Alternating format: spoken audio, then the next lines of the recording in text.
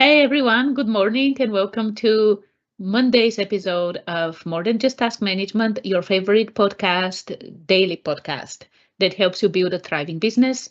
My name is Anna Angelova. I'm a business coach and consultant and a co-host of this podcast. And today with me, as usual, I have Jores Minusvan. Morning, Jores.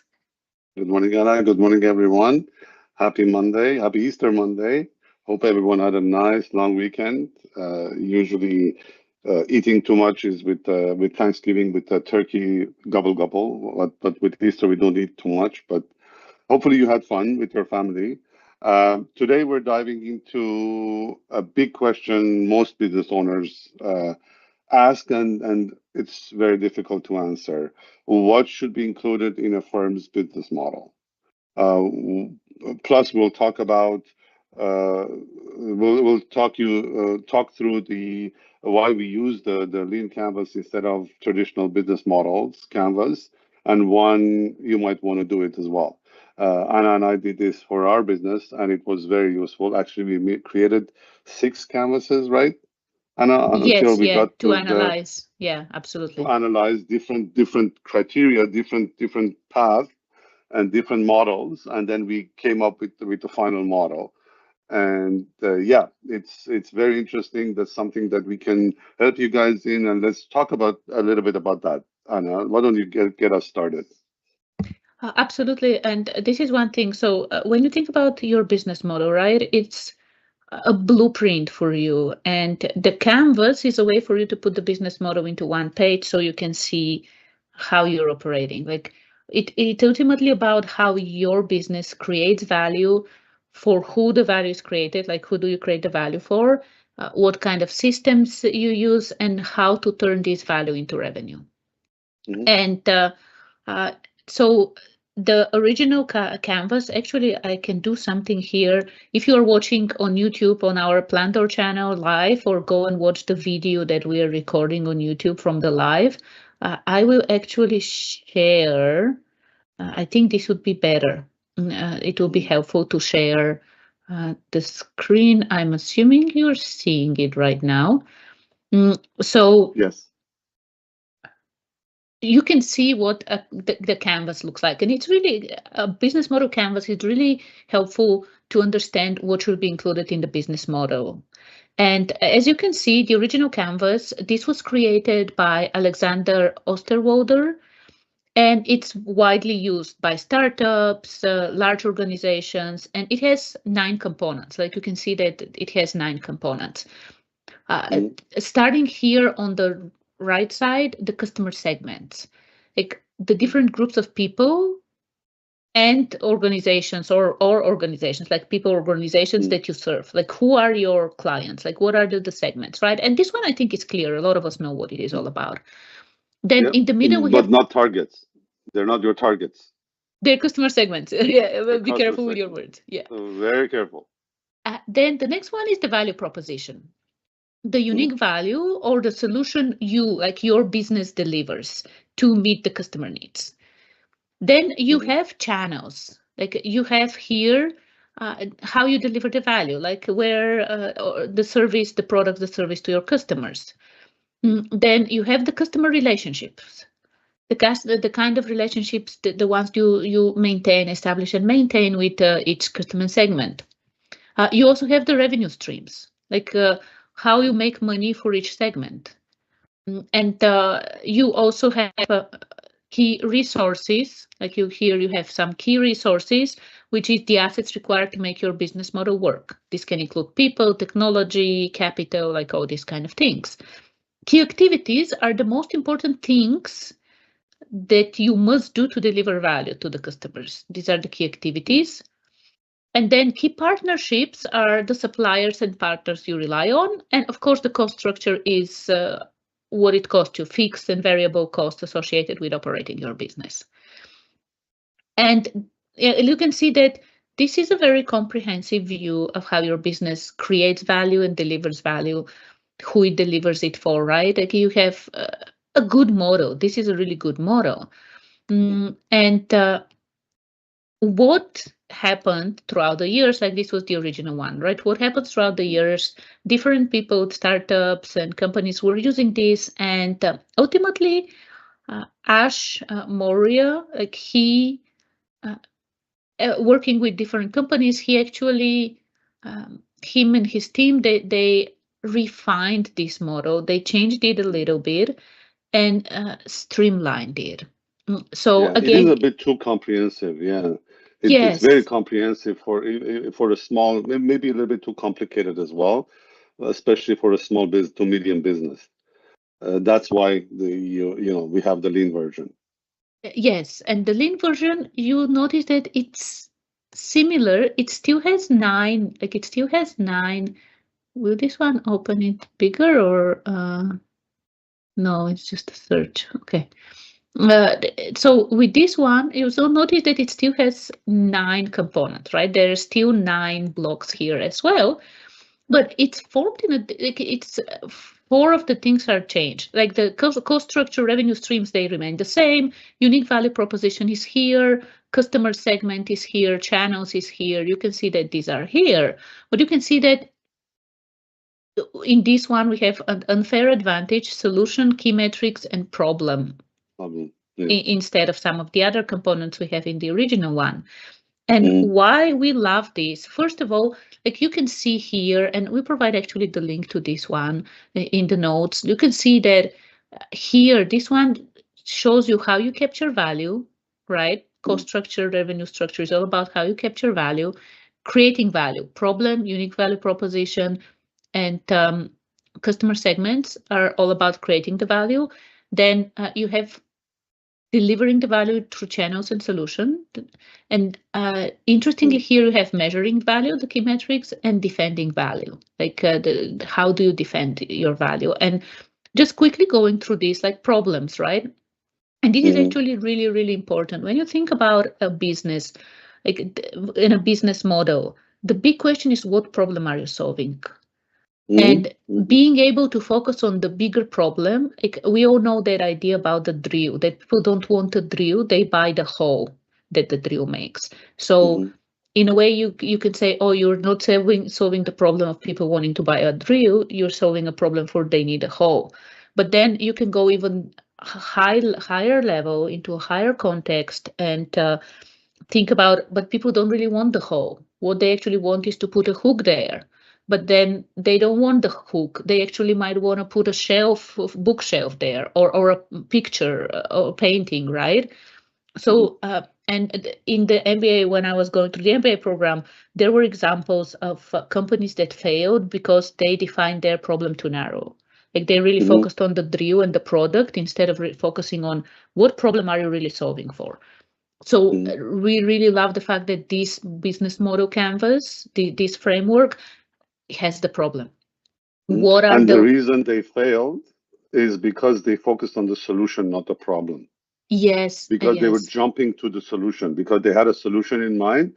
They didn't pay enough attention to what problem they're solving. They jumped to the solution, and it was the wrong solution. yeah, yeah. So really important. What are the top Mm. 1 to 3 problems that you're solving, your customers are facing? What is the Customers, saying that you always say? Love the problem, not the solution. oh, this is, yeah, this is from them. We even have t-shirts. Yeah. Yeah. So yeah, yeah. And then customer segment, of course, is the same thing. Like who has these problems? Like be specific. Who are your customer segments? And they do have early adopters here and existing alternatives in the problem as well. And we really love this. Like we really love this one because it makes you think higher level and deeper. The unique value proposition, of course, it's what makes your solution compelling and different. Then the solution itself is how you exactly how you solve the problem. So for each of these problems that you list, how do you solve it? Channels, how do you reach your customers? Revenue stream, cost structure, they're the same. Now, key metrics, it's all about what performance indicator will show you're making progress. And then the unfair advantage is the one that is different from the previous one, and it's the one that really tells you what can be copied by your competition. What's something that Yes, everyone can make the same things and everyone can be a business consultant, but what's something that they don't deliver? What's something that's unique about us, unfair advantage that we have? It might be our community, it might be like our experience and our expertise, right? Like bringing that combination of the technical, the business, the energy leadership framework, these kind of things. And this is really like we really love this one, and it helps you think about your business model of, again, how you create value, how you deliver it, how you capture it, how you measure it, and how you defend it. And it's really like very, very valuable. Yeah, And yeah, absolutely. It is very valuable. And whether you use the lean canvas or the business model canvas, or it's important to use these two because it's very structured. Your business model directly shapes your decisions that you make about your business, the roles that you hire, the team that you're building, the systems that you build to eventually replace you and then have you disconnect you from the whole business, and even the customer experience. And it's important for you to have these business models defined for you to be able to become a sustainable business and also grow. one example how it shapes it, right? How it shapes the roles, for example, like when you have your business model and you know that, let's say, your ideal customers, your customer segment is first time moms, right? You are solving a problem for first time moms. So like you're helping with something with for first time moms. Mhm. Who you hire? You want to actually hire, most likely you want to hire women, you want to hire moms, you want to, because if you think about it, one thing that again I've heard from Darren Hardy a lot of times is that your employee, like your team, should match your market.